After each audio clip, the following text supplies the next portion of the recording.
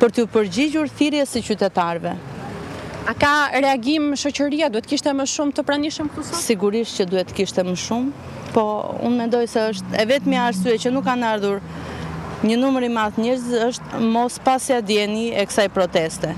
Sepse edhe unë vetë kam marrë vesh në moment fundit. Kështu që faleminderit për opinionin tonë. Këtu afër kemi një zotri dhe ju sot do të marshoni.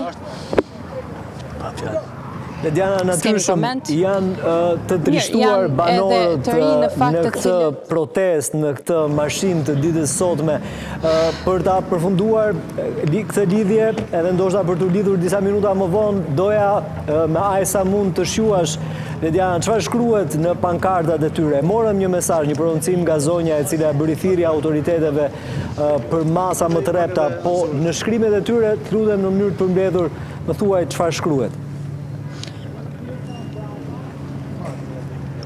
Po, në fakt disa nga pankartat janë 2 jetë të mitura u fikën ku është drejtësia, kujdes mos na vrisni, mos na lini në heshtje, kërkojmë drejtësi, edhe nga bisedat që kemi bërë edhe me të rinj që kanë qenë këtu të pranishëm, me prindrit që kanë ardhur për të kryer këtë marshim, kërkesa e tyre ka qenë e thjeshtë, kërkojnë që të ketë drejtësi dhe kërkojnë që të ketë më shumë hapësira për fëmijët, të ketë më shumë parqe, ta të kenë mundësi të luajnë edhe të jenë të mbrojtur në hapësirat e tyre. Këto kanë qenë disa nga pankartët, sikurse mund të shohim edhe nëpërmjet pamjeve të drejta që na i mundson operatori jon Kudret Plaku.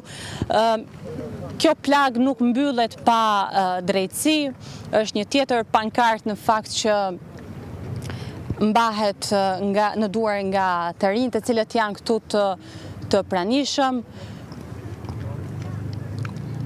Mund të kemi një koment nga ju? Jo, prit një sekondë. Marshim.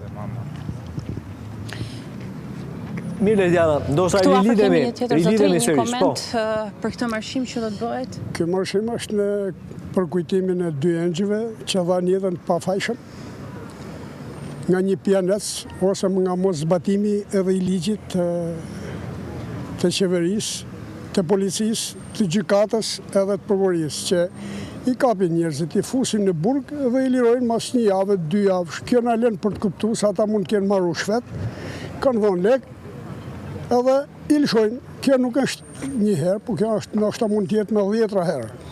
Nuk është ky vetëm person, mund të jetë edhe persona tjerë, por kishte ai që na bani faqen e zezë me ta që na vdiqën ata 2 kalamajt, edhe u kap ky.